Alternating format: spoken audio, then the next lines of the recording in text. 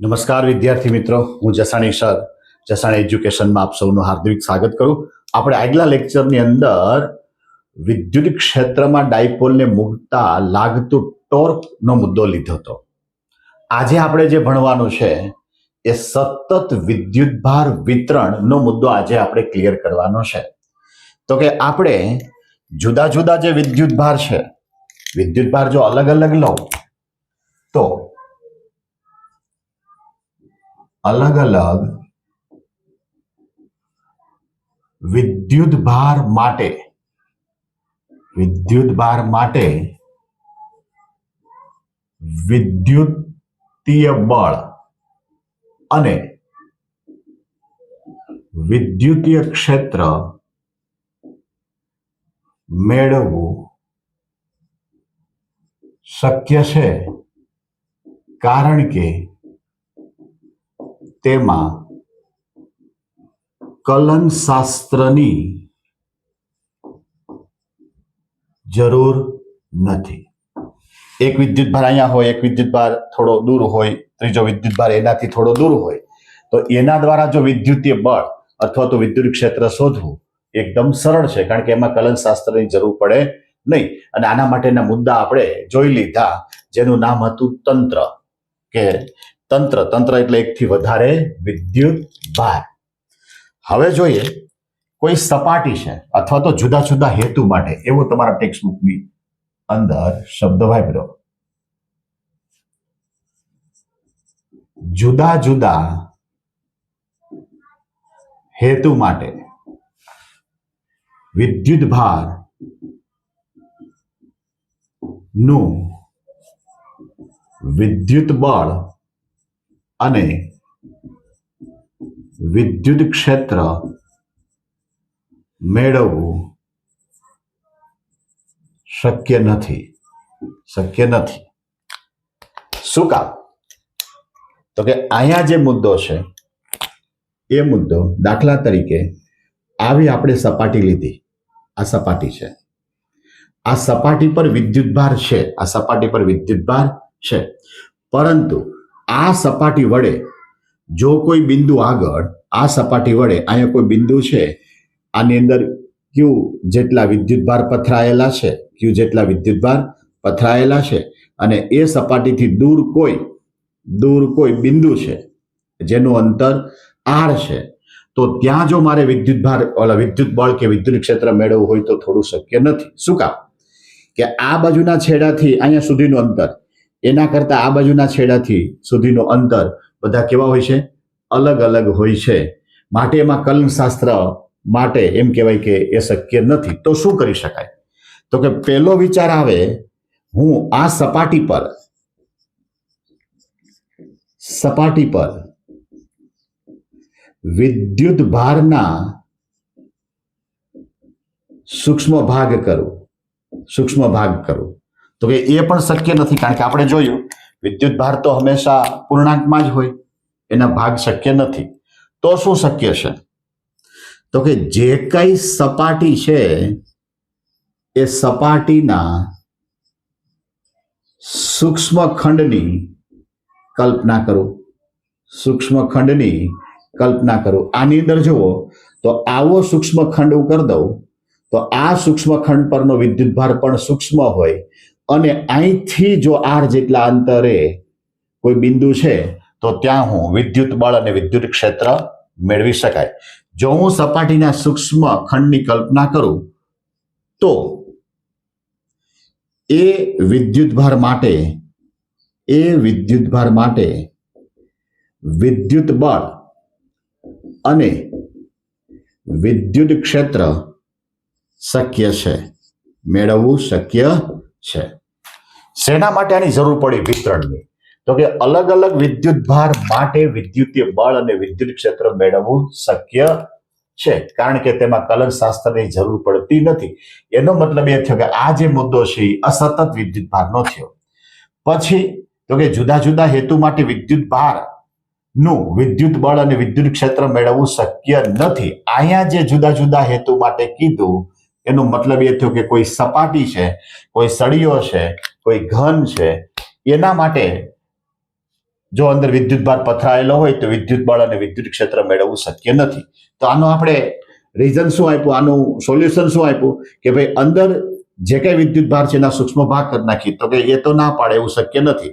તો શું કરી શકાય, એ જે કઈ સપાટી છે, જે કઈ પૃષ્ઠ છે, એ પૃષ્ઠના જો સૂક્ષ્મ ભાગ કરી નાખો અને એ ચોક્કસ સૂક્ષ્મ ખંડથી જે તે બિંદુ સુધીનું અંતર નિશ્ચિત છે, માટે ત્યાં સુધીનું વિદ્યુત બળ અને વિદ્યુત ક્ષેત્ર મેળવી શકાય. હવે આવા તો અનેક સૂક્ષ્મ ખંડ થાય અને કલનશાસ્ત્રના નિયમ મુજબ બધાનો સરવાળો શક્ય બને છે. સરવાળો શક્ય બને છે. તો કે આવી રીતે સતત વિદ્યુત ભારની જરૂરિયાત ઊભી થાય. આ તમારે કંઈ લખવાનું નહીં આવે, પણ આ એક નોલેજ માટે ભાઈ શેના માટે આ સતત વિદ્યુત ભાર વિતરણની જરૂર પડી. જોઈએ અહીંયા કેટલી રીતે થઈ શકે સતત વિદ્યુત ભાર વિતરણ. કેટલી રીતે થઈ શકે, તો કે 3 રીતે થઈ શકે. 3 રીતે થઈ શકે. એક છે રેખીય, બીજું છે પૃષ્ઠ અને ત્રીજું છે કદ. અહીંયા રેખીય એટલે આપણે કલ્પના કરી એક પરિમાણીય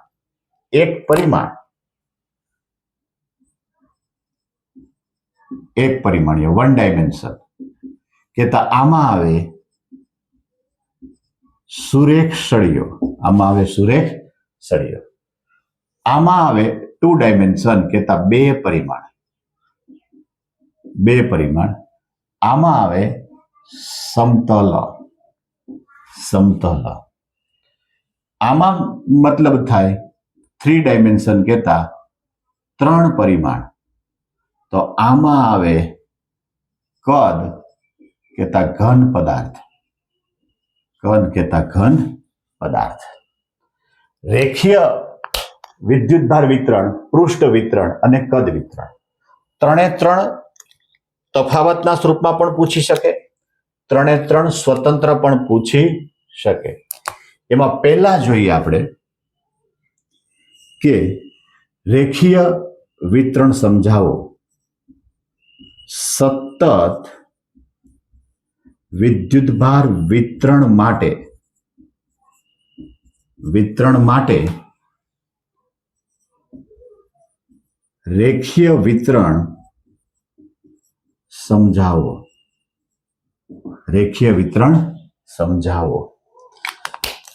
તો કે રેખીય વિતરણની વ્યાખ્યા શું થાય?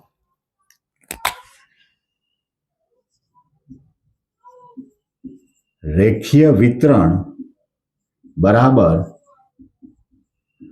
વિદ્યુત ભારના છેદમાં લંબાઈ. શેના વડે બતાવી શકું? તો કે લેમડા બરાબર Q/L. આ આપણા માટે સૂત્ર બન્યું. આનો એકમ શું થાય? તો કે કુલમ પર મીટર. આનું પારિમાણિક સૂત્ર શું થાય? તો કે m0 L-1 T1 A1. આ શોર્ટ ક્વેશ્ચન માટે આપણે યાદ રાખવાનું. વ્યાખ્યામાં શું લખી શકાય? તો કે એકમ વિદ્યુત ભાર વડે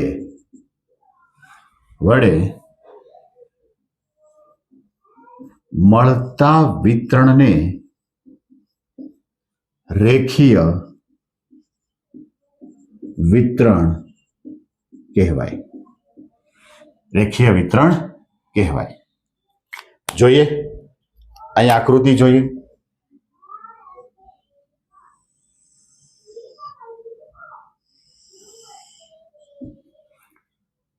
XY સમતલમાં એક L લંબાઈનો સળિયો રાખ્યો છે. આવી રીતે આવું કંઈક છે. આ જે સળિયાની લંબાઈ છે L છે, આના પર Q જેટલો વિદ્યુત ભાર વિતરિત થયેલો છે. એટલે અહીં લખું XY સમતલમાં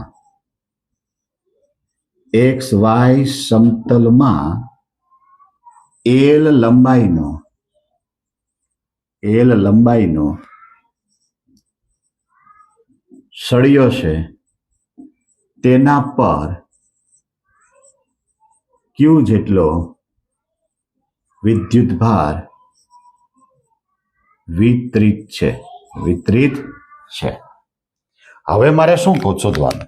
તો કે આ સળિયા વડે કોઈ અહીંયા બિંદુ પી છે, એના આગળનું મારે ક્ષેત્ર મેળવવું છે. આ પી બિંદુ ક્યાં છે? તો કે આર જેટલા સ્થાન સદિશ છે. એટલે અહીં લખવું પડે કે સમતલમાં આર જેટલા સ્થાન સદિશે રહેલા પી બિંદુ આગળ ના વિદ્યુત ભાર ક્યુ પર મળતું વિદ્યુતીય બળ અને વિદ્યુતીય ક્ષેત્ર મેળવવું છે. આપણે આગળ આકૃતિ દોરી. આપણો મુદ્દો આલે છે રેખીય વિતરણનો. એ આકૃતિ આવી હતી. મારે આકૃતિ ફરીથી એટલે દોરવી પડે કે આ ટેકનિકલ રીતે પ્રશ્ન સાબિત કરવો પડે. આની અંદર આપણે આવો એલ લંબાઈનો સળિયો બતાવ્યો હતો. આ એલ લંબાઈનો સળિયો, એના પર આ ક્યુ જેટલો વિદ્યુત ભાર છે. અહીંયા બિંદુ પી છે. ક્યાં છે? તો કે આર જેટલા સ્થાન સદિશે છે. આ બિંદુ પી આગળ સ્મોલ ક્યુ જેટલો વિદ્યુત ભાર છે. આવું આપણે રચનાની અંદર લખ્યું. હવે પ્રશ્ન શું છે? તો કે અહીંથી આ છેડાથી પી સુધીનું અંતર જુઓ, એના કરતા આ છેડાથી પી સુધીનું અંતર જુઓ. બે જુદું છે.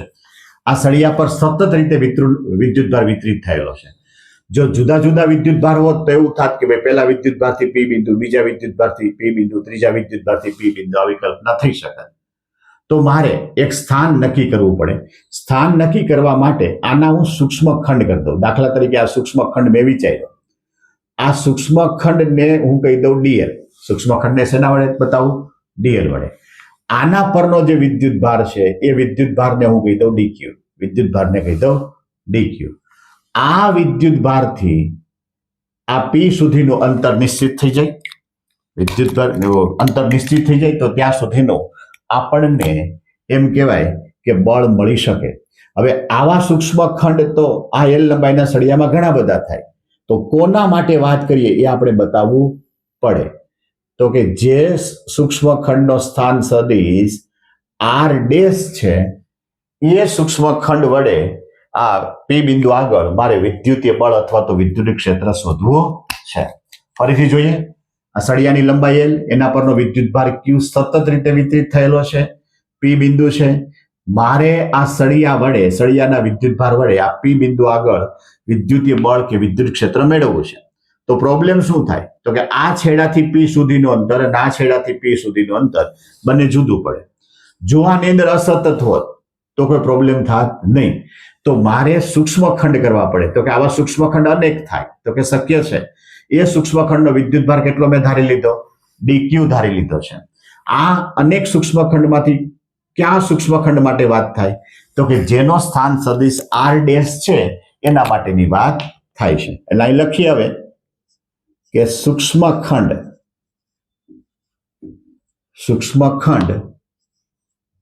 ડીએલ જેનો સ્થાન સદિશ આર ડેશ છે અને તેના પરનો વિદ્યુત ભાર ડીક્યુ છે. હવે આપણે મુદ્દો સમજીએ છીએ રેખીય ઘનતા. તો એ જે છે એ રેખીય ઘનતા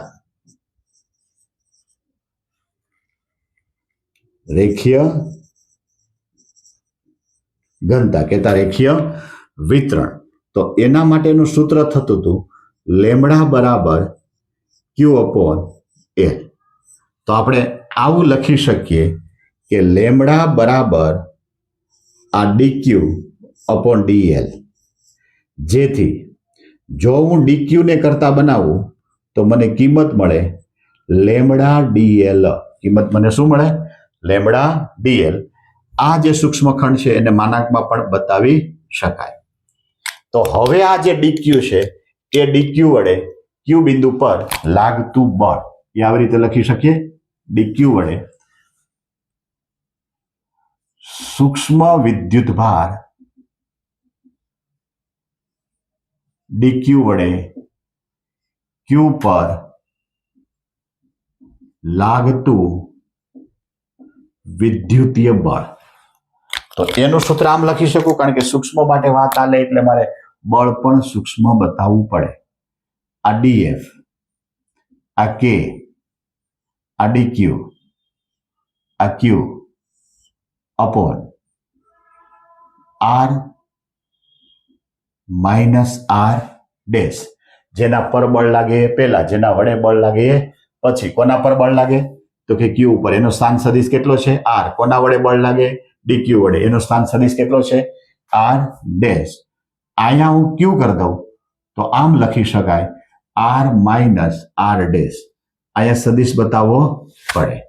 ડીક્યુ ની કિંમત મારી પાસે છે એટલે હું આમ લખું આ કે લેમડા ડીએલ આ ક્યુ upon R minus R dash નો ઘન આર માઇનસ આર ડેશ. આ ડીએફ છે. હવે મારે કુલ જો બળ જોતું હોય તો આના પર મારે શું કરવું પડે? સંકલન કરવું પડે, સરવાળો કરવો પડે. એટલે સદિશ એફ ઇઝ ઇક્વલ ટુ સંકલન ડીએફ 0 થી એલ. તો આને આમ લખી શકાય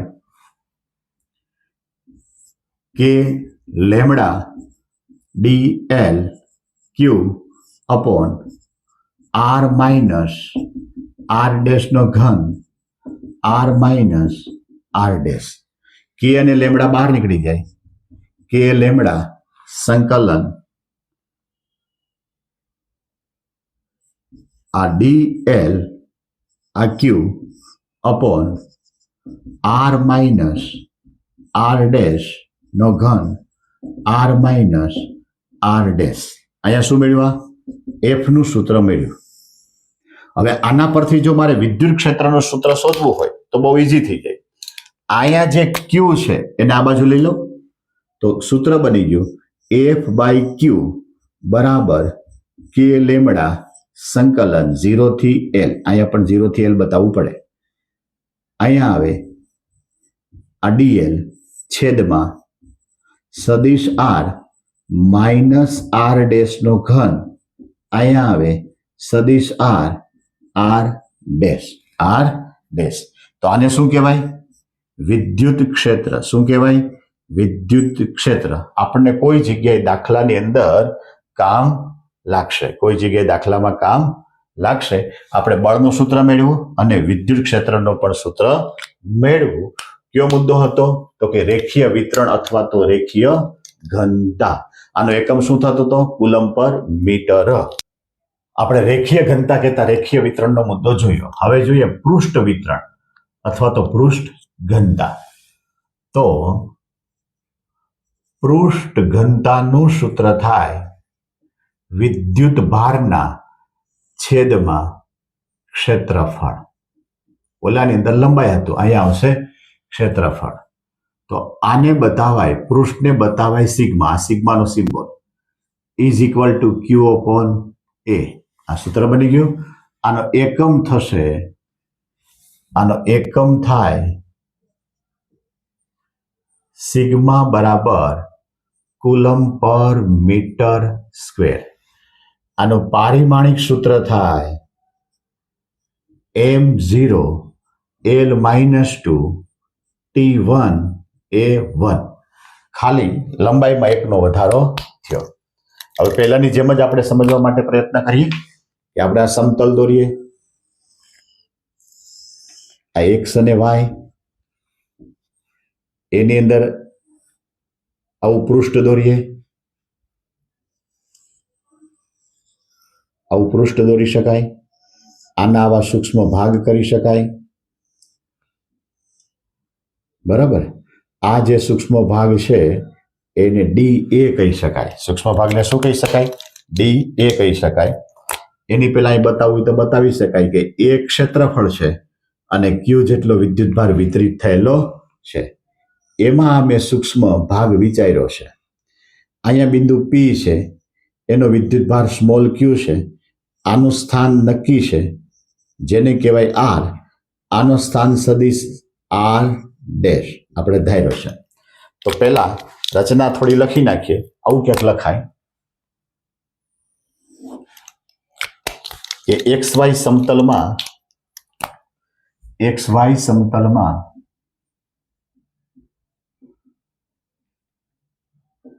એ ક્ષેત્રફળ ધરાવતો પૃષ્ઠ છે, તેના પરનો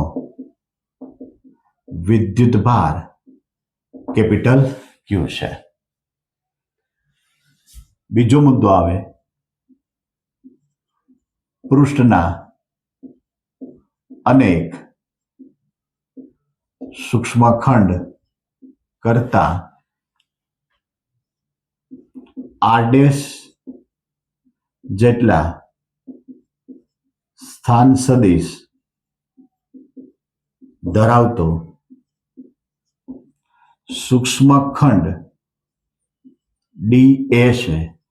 સૂક્ષ્મખંડ ડી એ છે તેના પરનો સૂક્ષ્મ વિદ્યુતભાર ડી ક્યુ છે. સૂક્ષ્મ વિદ્યુતભાર ડી ક્યુ છે. તો આગળ જેમ આપણે સૂત્ર લખ્યું તેમ જ થશે. અહીંયા આવશે સિગ્મા. સિગ્મા બરાબર ક્યુ અપોન એ. તો એના પરથી લખી શકાય કે સિગ્મા બરાબર ડી ક્યુ અપોન ડી એ, જેથી આ ડી ક્યુ બરાબર સિગ્મા ડી એ. આમ બતાવી દીધું. હવે આ સૂક્ષ્મખંડ વડે અથવા તો આ સૂક્ષ્મ વિદ્યુતભાર વડે પી બિંદુ આગળ રહેલા ક્યુ જેટલા વિદ્યુતભાર માટે વિદ્યુત બળ અને વિદ્યુત ક્ષેત્ર મેળવવું છે. તો સૂત્ર આવું થાય ડીએફ બરાબર આ કે આ ડી ક્યુ આ ક્યુ છેદમાં આર માઇનસ આર ડેશ નો Q R minus R dash અહીં સદિશ આવી જાય. હવે શું મૂકવાનું? કિંમત મૂકવાની. તો કે ડી એફ બરાબર આ કે ડી ક્યુ ની જગ્યાએ શું આવી જશે? Sigma D A Q upon R minus R dash નો Q R minus R dash અહીંયા ડીએફ. મારે કુલ બળ જોતું હોય તો શું કરાય? સંકલન કરાય. આ ડીએફ 0 થી લઈને એ સુધી. તો આની કિંમત મૂકી દઉં એફ. એમાં કે અને સિગ્મા બહાર નીકળી જાય. સંકલન ડી એ ક્યુ છેદમાં આર માઇનસ આર ડેશ નો Q R minus are dash.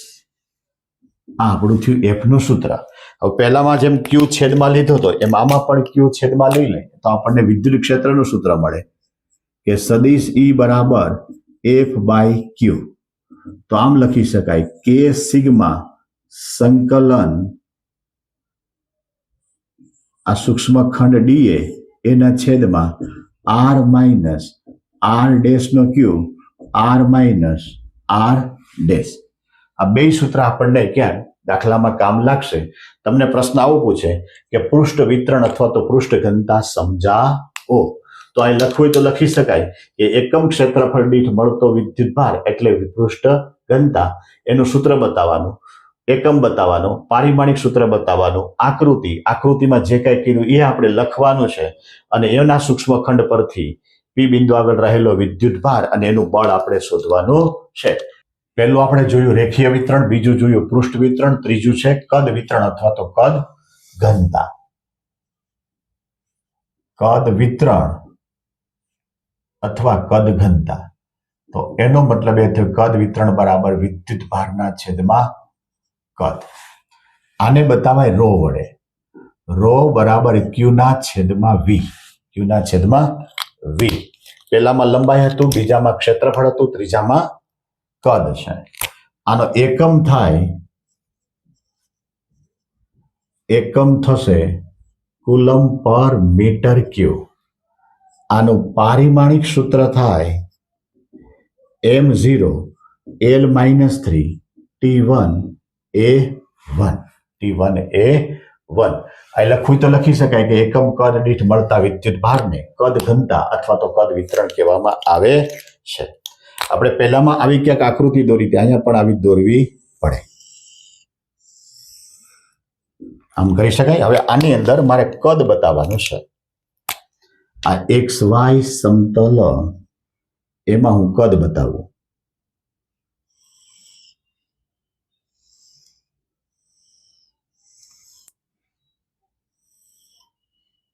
આવી રીતે આમ કરીને આમ બોક્સ મેં બતાવ્યું, આવું બતાવ્યું. આનું કદ છે વી, આના પરનો વિદ્યુત ભાર થાય ક્યુ. તો આમાં નાના નાના કદ વિચારી શકાય. તો એક આવું વિચારું કે આવો કોઈ ભાગ છે, આવો કોઈ ભાગ છે. આવા અનેક વિચારી શકાય. એ જે સૂક્ષ્મ કદ છે એને હું કહી દઉં ડીવી. આ ડીવી. એના પરનો જે વિદ્યુત ભાર છે એને કહી દઉં ડીક્યુ. તો કે આ ક્યાં સૂક્ષ્મ ખંડ માટે વાત થાય? તો કે જેનો સ્થાન સદિશ આર ડેશ છે એના માટે. હવે શું કરવાનું? તો કે આર જેટલા સ્થાન સદિશ છે, અહીંયા બિંદુ પી છે અને એનો વિદ્યુત ભાર ક્યુ છે. આગળ જેમ કરતા હતા એમ જ કરવું પડશે. તો અહીં લખીએ કે XY સમતલમાં, XY સમતલમાં વી જેટલા કદ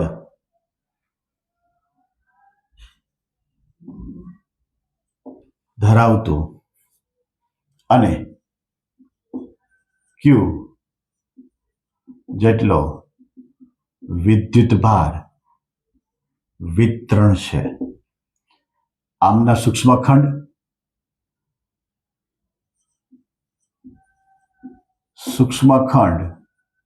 ડીવી એ આર જેટલા સ્થાન સદિશે છે. આર જેટલા સ્થાન સદિશે છે, જેથી એના પર મળતો વિદ્યુત ભાર, જેથી વિદ્યુત ભાર ડીક્યુ બરાબર શું લખશું? તો કે આપણી પાસે સૂત્ર શું હતું? રો બરાબર ડીક્યુ ના છેદમાં ડીવી. તો આ નામ લખી શકાય ડીક્યુ બરાબર રો ડીવી. આ સૂક્ષ્મ વિદ્યુત ભાર વડે, આ વિદ્યુત ભાર ડીક્યુ વડે ક્યુ જેટલા વિદ્યુત ભાર પર લાગતું વિદ્યુત બળ અને વિદ્યુત ક્ષેત્ર. હવે આ જે ક્યુ છે ક્યાં છે? તો કે આર જેટલા સ્થાન સદિશ છે. આ ક્યાં છે? તો કે આર ડેશ જેટલા સ્થાન સદિશ છે. એના પર લાગતું બળ, તો એ બળ આવી રીતે શોધી શકાય કે ડીએફ બરાબર કે ડીક્યુ ક્યુ છેદમાં આવે આર માઇનસ આર ડેશ નો Q, R minus R dash, અહીંયા સદિશ. તો મારે કુલ બળ જોતું હોય તો મળી શકે કે સદિશ એફ બરાબર સંકલન DF, અહીંયા 0 થી V. કોણ બહાર નીકળી જાય? અહીંયા એક સૂત્ર મૂકી દો હજી. આ 0 થી V, અહીંયા આવ્યું આ K DQ Q upon R minus R dash નો Q R minus R dash. અહીંયા Q ની કિંમત DQ ની કિંમત અહીંયા પહેલેથી મૂકી દઈએ તો આવું થાય.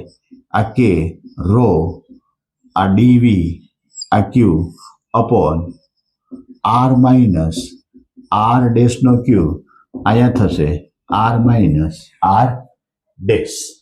તો એ જો કિંમત લખતા આપણને આવું સૂત્ર મળી શકે. કોણ બહાર નીકળી જશે?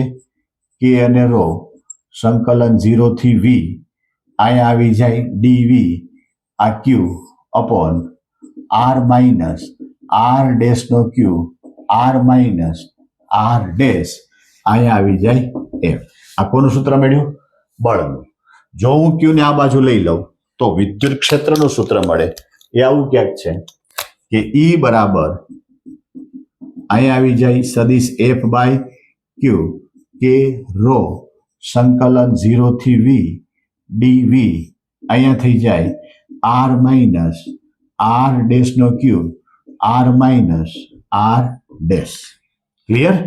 3 વિતરણ આજે આપણે જોયા. પહેલું છે રેખીય વિતરણ. અહીંયા ફટાફટ આપણે જોઈ લઈએ. ખાલી પહેલું છે રેખીય વિતરણ. રેખીય વિતરણ એટલે લેમડા બરાબર Q અપોન N. બીજું છે પૃષ્ઠ વિતરણ એટલે સિગ્મા Q અપોન A. ત્રીજું છે કદ વિતરણ એટલે Q અપોન V. જોજી, આનો એકમ થાય કુલમ પર મીટર, આનો એકમ થાય કુલમ પર મીટર સ્ક્વેર, આનો એકમ થાય કુલમ પર મીટર ક્યુબ. પારિમાણિક સૂત્ર M0 L1 T1 A1, M0 L-1 T1 L1, અહીંયા M0 L-2 T1 A1, અહીંયા M0 L-3 T1 A1. તમને સ્વતંત્ર પણ 3 ઘટકો પૂછી શકે.